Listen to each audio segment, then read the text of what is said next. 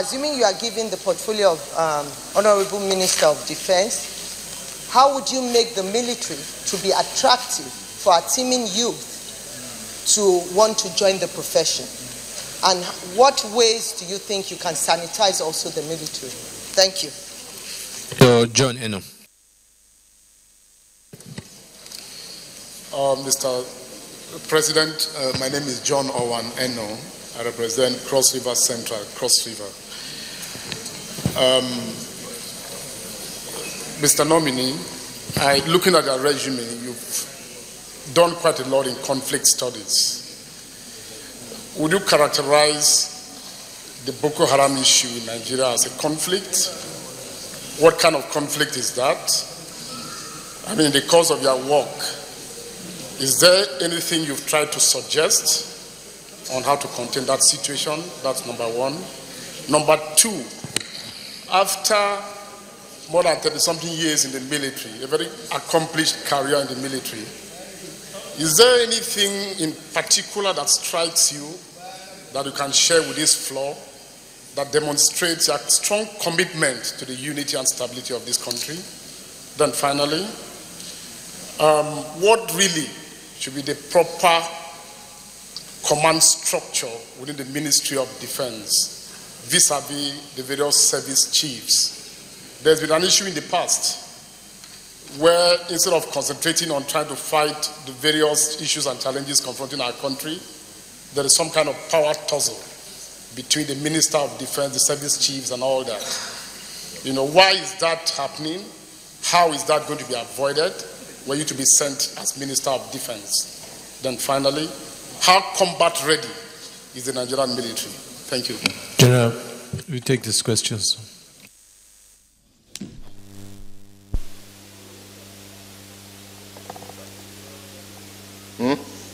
Yeah. Thank you, sir. Let me look at the issue of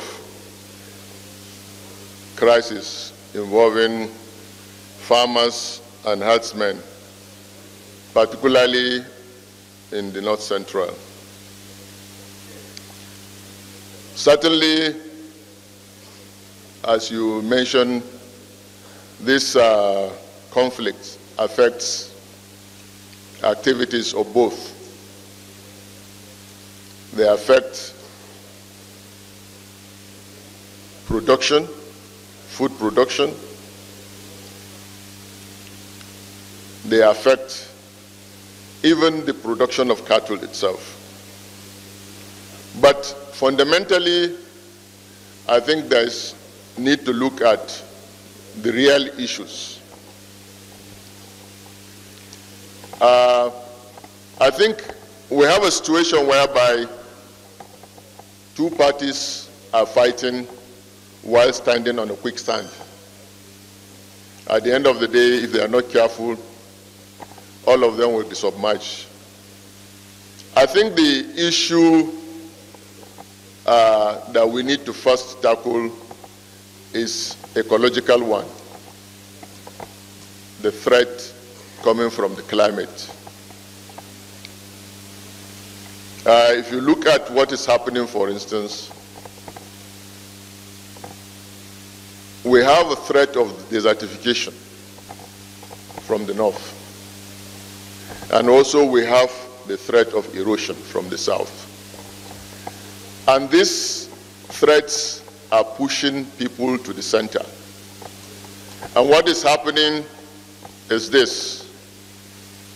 The land as a resource is becoming smaller for the kind of population concentrating within the center. That is one. So in order to deal with that, I think it is absolutely necessary to recapture our land eaten up by desert.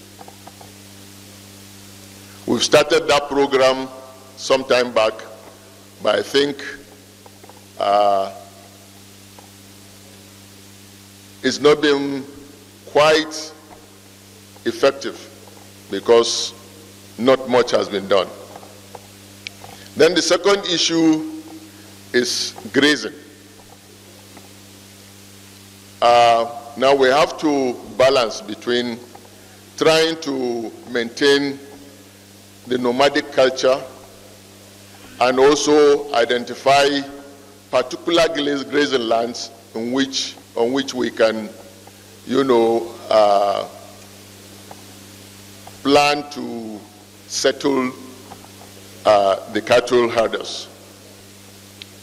The third issue is that most of the river basin, are being farmed. Those are the paths created long time ago where these cattle rearers follow for their grazing.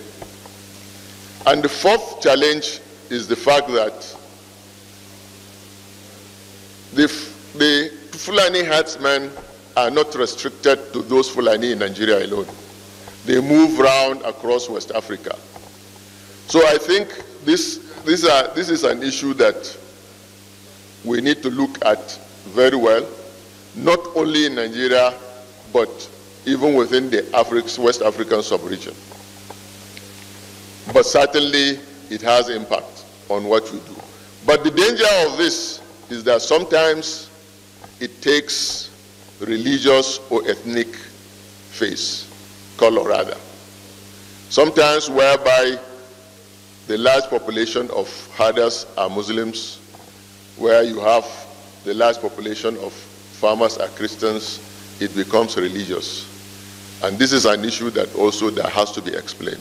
It is actually not religious, but it's resource-based conflict. The second issue is on daikon. Yes, daikon and the Brazilian industry were established almost the same time. But the act that established daikon only established it for the production of small arms and ammunition. And that has not been reviewed up till date. And I think this is an issue that should be looked at. But beyond that, I think it is important to involve the private sector. Maybe daikon can play a supervisory role, kind of. But production of arms and ammunition is something that must be private sector driven. It is not the government that will be doing that. But where the private sector invests money, also they want to guarantee that when they produce, those arms and ammunition will be bought. And I think this is where we should be able to sort it out. So I agree that daikon can do much more than that. The issue of tra-service relationship.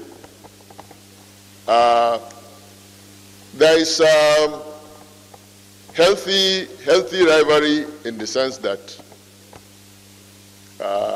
every service chief wants to put in his best to ensure that he produces results. But we also have the Office of Chief of Defense Staff.